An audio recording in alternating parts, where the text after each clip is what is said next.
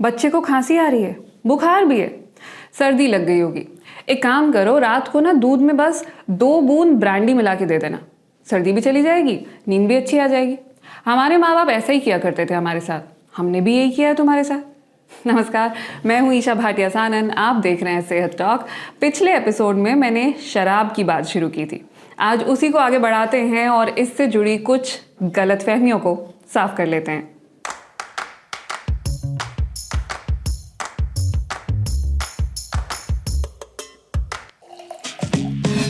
पहली गलतफहमी है शराब के सीक्वेंस को लेकर।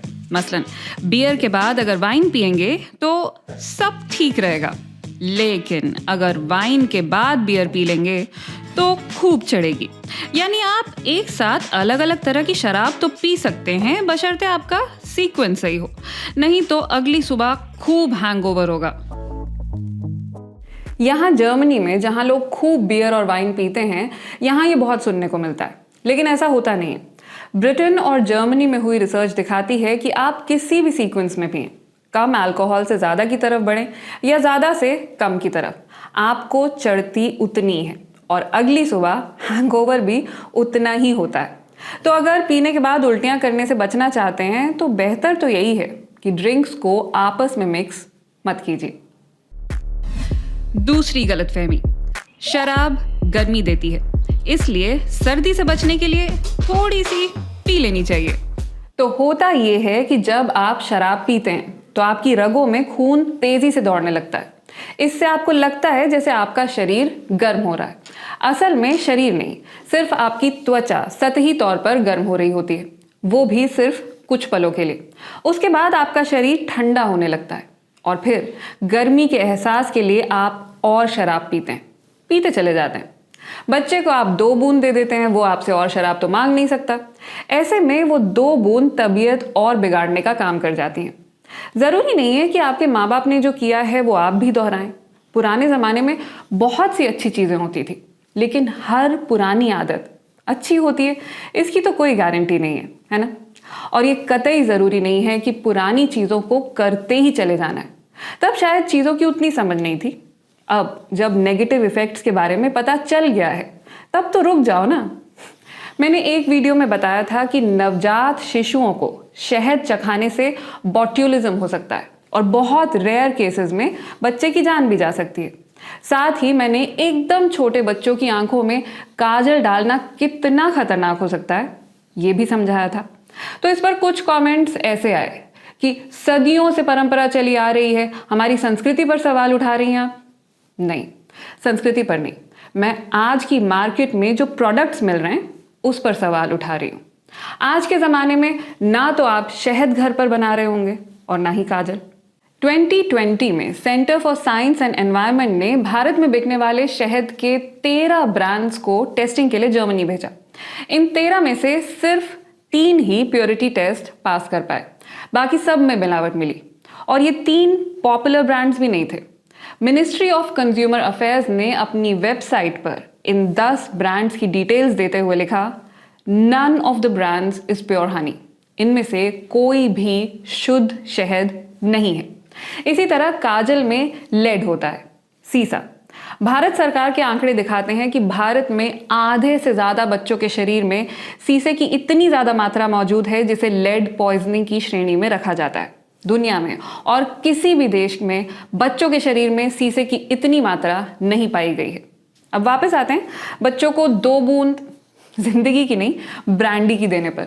अब ब्रांडी कोई भारत का पारंपरिक ड्रिंक तो है नहीं, है क्या? अंग्रेज इसे भारत लेकर आए थे।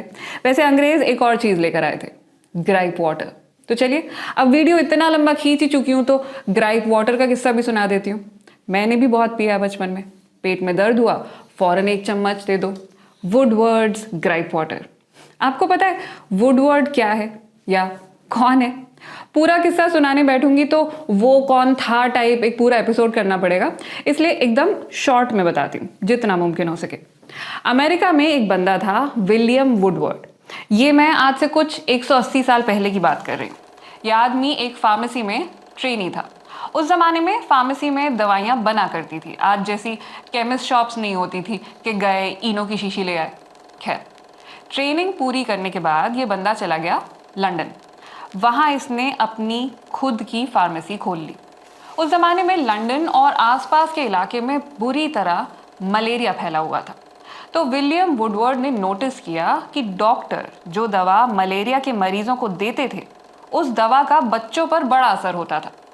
वुडवर्ड ने उस दवा के फॉर्मूले को थोड़ा सा बदल दिया ताकि उसे खास तौर से बच्चों के लायक बनाया जा सके। तो जो पहला ग्राइप वाटर उन्होंने बनाया, उसमें क्या क्या था? सोडियम बाइकार्बोनेट यानी बेकिंग सोडा। पेट में गैस होती है, सोडा फायदा करता है। डिल ऑयल यानी सोया का तेल। सोया के पत्तों को अक्सर मेथी के साथ मिलाकर पकाया जाता है, ये भी डाइजेशन के लिए अच्छा होता है। पानी, ऑब्वियसली। चीनी, ताकि स्वाद ऐसा हो कि बच्चे पी सकें। और अल्कोहल। तो जब आप बहुत छोटे बच्चों को अल्कोहल देंगे तो जाहिर है कि वो सो ही जाएंगे। नवजात शिशुओं में अक्सर कॉलिक यानी गैस की प्रॉब्लम होती है। ऐसा इसलिए होता है क्योंकि उनका डाइजेस्टिव सिस्टम पूरी तरह से बना नहीं होता है। इसीलिए कहा जाता है कि पहले 6 महीने सिर्फ माँ का दूध ही देना चाहिए, और कुछ भी देंगे तो वो पच नहीं पाएगा, बच्चे के पेट में दर्द होगा। साथ ही अगर ब्रेस्ट फीडिंग के दौरान माँ खुद भी कुछ ऐसा खा रही हो जिसे पचाना मुश्किल होता है या जिससे गैस होती है, जैसे राजमा, छोले वगैरह, तो उससे भी बच्चे को दिक्कत होती है। अब कॉलिक से परेशान बच्चों को जब ग्राइप वाटर दिया गया तो बेकिंग सोडा की वजह से उनकी गैस रिलीज हो गई, डिल ऑयल की वजह से डाइजेशन इंप्रूव हो गया, अल्कोहल की वजह से वो टुन होकर सोने भी लग गए, और चीनी की वजह से उन्हें स्वाद अच्छा लगता था तो आराम से पी भी लेते थे। अब कमाल की बात यह है कि विलियम वुडवर्ड के टाइम पर बस उनकी फार्मेसी और उसके आसपास वाली महिलाओं को ही इसके बारे में पता था। उस जमाने में कोई सोशल मीडिया तो था नहीं कि मम्मी बैठकर रील बना रही हैं फीलिंग रिलीव्ड, ऐसा तो कुछ हुआ नहीं होगा। तो लोग एक दूसरे को बताते थे और इस तरह से ग्राइप वाटर थोड़ा बहुत पॉपुलर हो गया। लेकिन असली पॉपुलैरिटी इसे दिलाई विलियम साहब के बेटे ने। उनकी मार्केटिंग स्ट्रैटेजी इतनी गजब की थी कि लंदन छोड़िए, पूरे ब्रिटेन में, और सिर्फ ब्रिटेन में ही नहीं, ब्रिटेन की जितनी कॉलोनीज थी, साहब ने सब जगह ग्राइप वाटर पहुंचा दिया। चाइना तक में लोग पागल हो रहे थे ग्राइप वाटर के लिए। और तो और टैगलाइन भी दी उन्होंने, granny told mother and mother told me. आप में से कितनों को ये वाली ऐड याद है? क्या हुआ? बच्ची रो रही थी। वुडवर्ड्स दे दे, वही तो मैं तुम्हें देती थी जब तुम छोटे थे। क्या हुआ? बच्ची रो रही थी। वुडवर्ड्स दे दे, वही तो मैं तुम्हें देती थी जब तुम छोटी थी। क्या हुआ? बच्ची रो रही थी। वुडवर्ड्स दे दे, वही तो मैं तुम्हें देती थी जब तुम छोटी थी। अंग्रेजी की टैगलाइन को हूबहू हिंदी की ऐड में तब्दील कर दिया गया। अब दिक्कत ये हुई कि जैसे जैसे वक्त बदला, साइंस आगे बढ़ी, नई नई रिसर्च होने लगी, तो समझ में आया कि अल्कोहल तो बच्चों के लिए बहुत ही बुरी होती है। बाद में चीनी के नुकसान भी पता चलने लगे। ऐसे में 1993 में अमेरिका ने वुडवर्ड्स ग्राइप वाटर को बैन कर दिया। इसके बाद और भी कई देशों ने ऐसा किया, लेकिन भारत में ये आज भी मिलता है और पैकेजिंग के ऊपर बड़ा बड़ा लिखा होता है नॉन अल्कोहलिक। यानी आज जो ग्राइप वाटर आपको बाजार में मिल रहा है वो 170 साल पहले वाला फॉर्मूला नहीं है। मैंने वुडवर्ड्स इंडिया की वेबसाइट पर चेक किया, वहां लिखा है Woodward's gripe water is an Ayurvedic formulation. बताइए, अमेरिका में पैदा हुए वुडवर्ड साहब ने ब्रिटेन में जो ग्राइप वाटर बनाया वो एक दिन आयुर्वेदिक कहलाएगा। ये बात तो खुद वुडवर्ड साहब ने भी अपने दूर दूर के सपनों में नहीं सोची होगी। तो ये हुआ कैसे? आज की डेट में जिस भी देश में वुडवर्ड्स ग्राइप वाटर बिकता है, वहां वो अपने देश के नियम कायदों के हिसाब से उसका फॉर्मूला बदल सकते हैं ताकि उसे अपने देश में अप्रूव करा सकें। तो आज की तारीख में जो ग्राइप वाटर आप खरीदते हैं उसकी इंग्रेडिएंट्स लिस्ट कुछ इस प्रकार से है। सबसे पहले सोडियम हाइड्रोजन कार्बोनेट यानी बेकिंग सोडा। दूसरे नंबर पर है टेरपीनलेस डिल सीड ऑयल, यानी तेल वही है लेकिन इसे प्रोसेस किया गया है, इसमें से टेरपीन्स हटा लिए गए हैं। टेरपीन्स ऐसे कंपाउंड्स होते हैं जो आपके हार्मोन से छेड़छाड़ करते हैं। देखिए, बिना हार्मोन्स के कोई वीडियो बन ही नहीं सकता, यहाँ भी आ गए हार्मोन्स। तो टेरपीन से बेसिकली नशा होता है। असली फॉर्मुलेशन में होता था, अब वाले में नहीं है, ऐसा यहाँ लिखा है। फिर है चीनी, चीनी अब भी है। वैसे आपने देखा होगा बच्चे को जब चोट लग जाती है, वो रो रहा होता है, तो अक्सर बड़े मिश्री देने को कहते हैं और मिश्री खाकर बच्चे चुप भी हो जाते हैं। ऐसा इसलिए क्योंकि मीठा जो है वो दर्द के एहसास को कम करता है, साथ ही वो शरीर में ऐसे हार्मोन्स निकालने लगता है जो खुशी के लिए जिम्मेदार होते हैं। वही काम चीनी कर रही है। लेकिन दिक्कत ये है कि चीनी एडिक्टिव होती है, इसलिए ग्राइप वाटर या उस जैसी मीठी चीज़ों की लत भी लग सकती है। खैर, इन 3 चीज़ों के बाद है bronopol, sodium methyl paraben, sodium propyl paraben, sodium benzoate. ये सब जो हैं ये प्रेजर्वेटिव्स हैं। ये सब ओरिजिनल फॉर्मुलेशन में नहीं हुआ करते थे।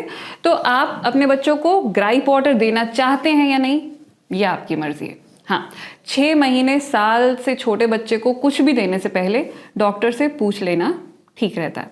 लेकिन coming back to the original point, आप ग्राइप वाटर दें ना दें, ब्रांडी मत दीजिए प्लीज। अब आगे बढ़ते हैं। गलतफहमी नंबर 3, खाने के बाद थोड़ी सी पी ली जाए तो खाना हजम करने में आसानी होती है।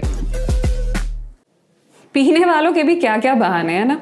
किसी को खाने से पहले पीनी है तो किसी को खाने के बाद। वैसे खाली पेट पीना तो बहुत ही खतरनाक है। जब आपके पेट में खाना नहीं होता है तो शराब सीधे आपके ब्लड स्ट्रीम में पहुंच जाती है, इसलिए फौरन नशा होता है। जिन्हें पैसा वसूलना होता है वो यही करते हैं और अपनी सेहत पर भी शराब फेर देते हैं।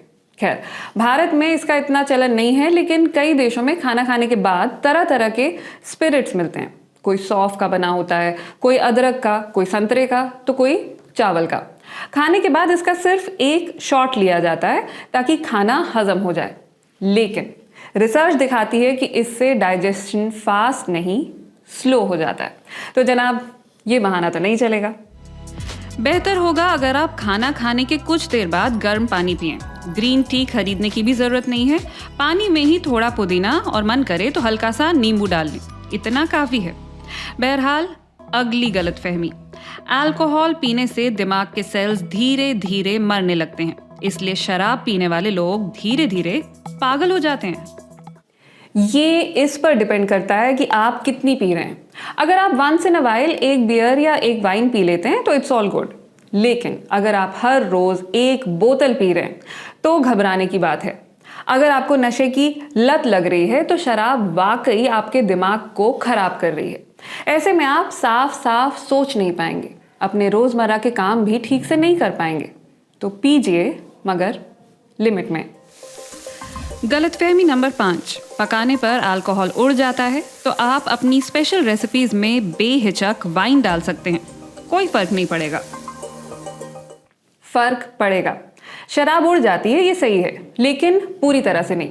आप चाहें तो खाने को घंटों तक पका लें, लेकिन थोड़ी बहुत अल्कोहल उसमें रहेगी, और जिसे अल्कोहल की बिल्कुल भी आदत नहीं है उसे इसका असर भी महसूस होगा। इसलिए महंगे रेस्टोरेंट में ऑर्डर करते हुए ध्यान दें। कुल मिलाकर बात ये हुई कि कभी कभार किसी पार्टी में थोड़ी बहुत ड्रिंक कर लेने से कोई हर्ज नहीं है, लेकिन अगर अपनी सेहत का ध्यान रखना है तो इससे जितना हो सके दूर ही रहें। और जैसा कि मैंने पिछली बार कहा था, इसके नुकसान से बचना है तो इसके बारे में खुलकर बात करें। बियर और विस्की के डिफरेंस को तभी समझ पाएंगे ना। उम्मीद है आपने आज भी कुछ नया सीखा होगा। आपने भी बचपन में ग्राइप वाटर पिया है या अपने बच्चों को पिलाया है? तो बताएं मुझे कमेंट करके। मैं मिलूंगी आपसे अगली बार। नमस्कार।